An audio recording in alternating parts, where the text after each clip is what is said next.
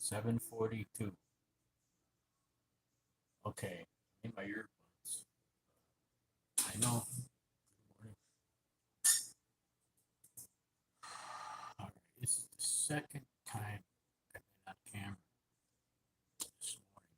Just to say good morning. Couldn't talk yet. Still having a hard time talking. It's 7:42 Eastern Standard Time. Sweating profusely out of my hands right now.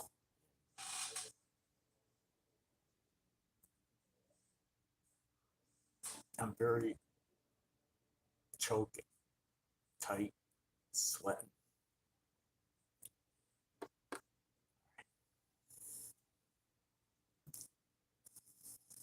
I slept well, earlier this evening. I think I fell asleep early yesterday afternoon again on the couch, but was up. I don't know. I fell asleep early, like 5 o'clock, and woke up about 11, and couldn't get back to bed. 3 in the morning game, and woke up after 5 to take a blood pressure pill. Been sitting here all morning. Uh, it's hard. I want to walk around. I'm challenged to be so stressed out today. Um, I don't know why. It's a physical reaction to the situation. I'm just sweating and wound up. I got adrenaline going through me, I think. I woke up sweating at 3 in the morning. All right, so it ends up, I got this huge cross I'm carrying right now. I have to pack my apartment up overnight, kind of a feeling of nobody know how to get there until they call me. And until that point, I'm not really in a good place to know anything and feel good about it. I had a hard time as I went to sleep yesterday, smoking pot, on the couch all day.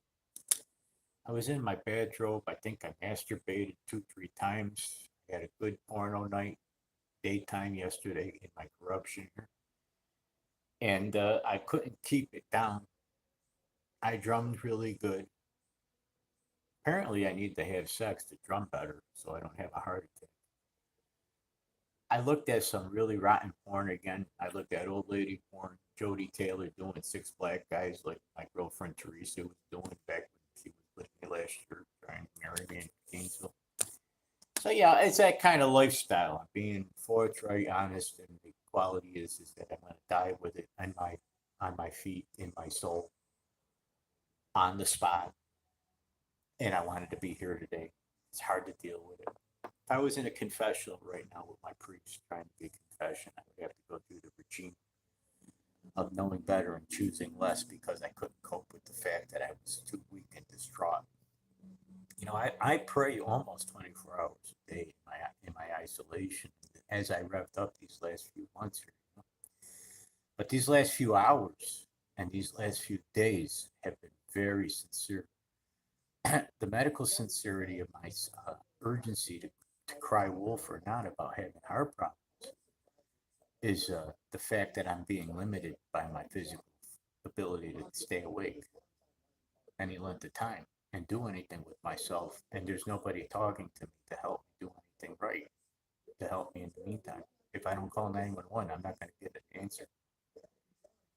And I've been talked to the entire time where I haven't had anybody help me as disabled, hardship since I've been in this homeless throat years now. So it's a death spiral. I'm force marched. I can't sleep, eat, and shit in it, and shower well. I'm overstressed. I can't handle it. I'm praying to God to not get them elderly because my natural spirit under these circumstances has always had a tendency to kind of retaliate, kind of a limited, reception of answers to cope. I have been thinking of my family members who don't live here with me.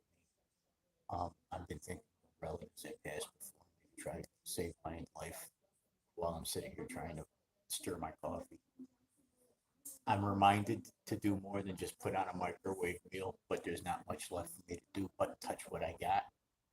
It's very hard to deal with it knowing I got, little ants in my apartment, rusty stove, and landlord that doesn't want to talk to me mainly.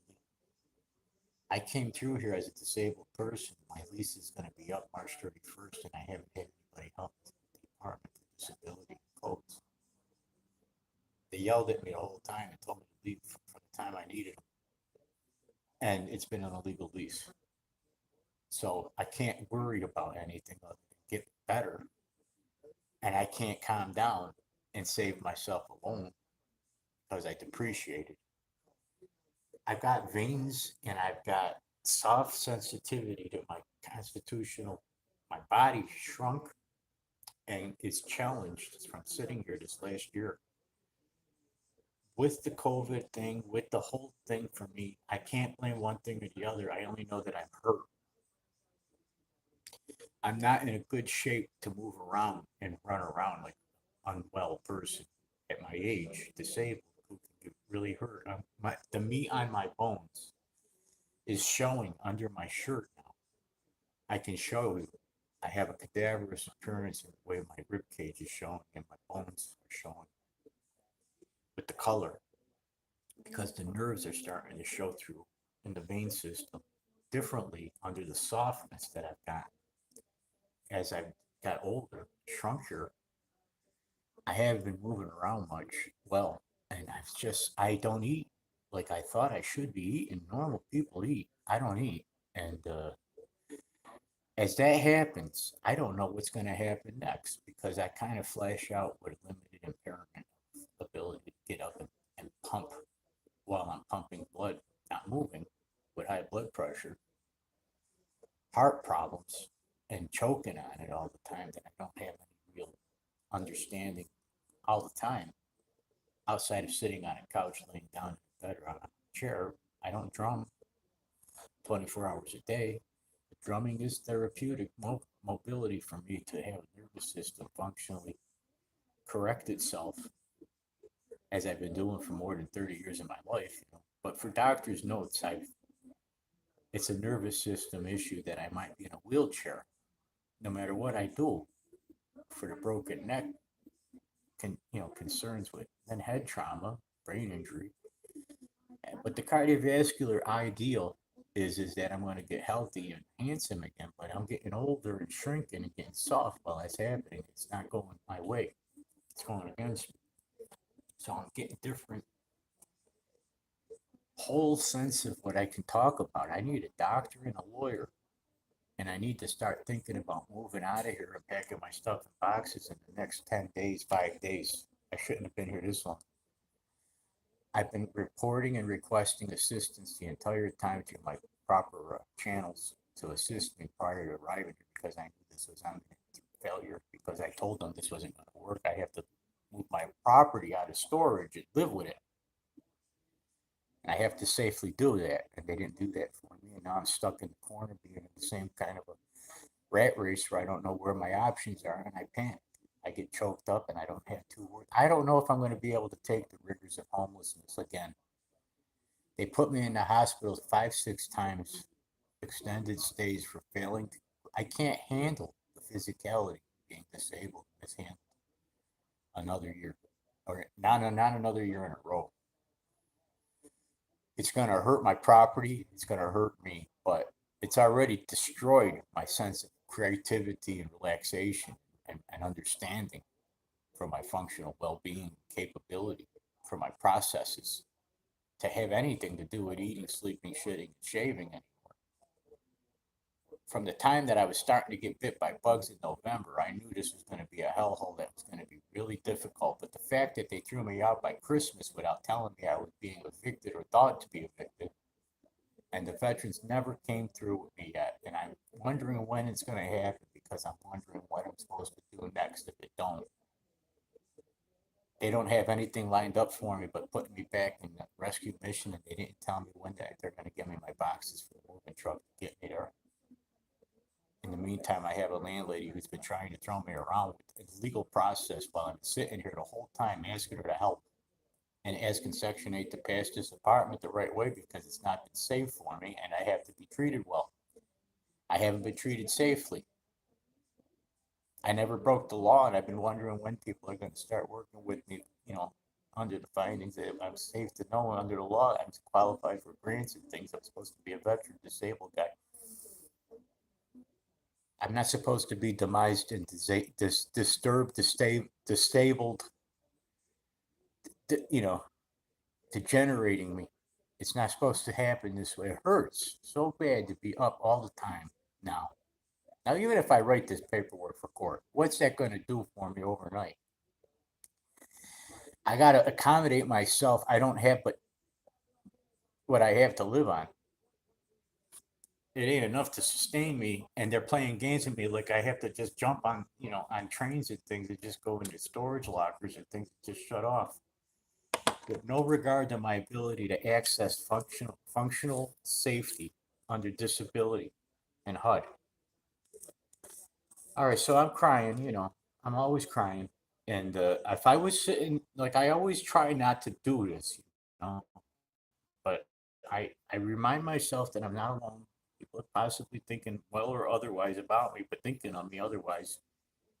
And that may want to deal with me. They may not want to deal with me. They're ashamed to know me, whatever. But, I got to eat something somewhere and I got to hang on. I'm in Florida. I haven't asked anybody for much other than to consider me for some kind of consideration, that I kind of use the people's the empathy a little bit for like a crumb to think that I'm surviving here, but it ain't enough to eat on. They're not giving me any notion that I'm connected to the living.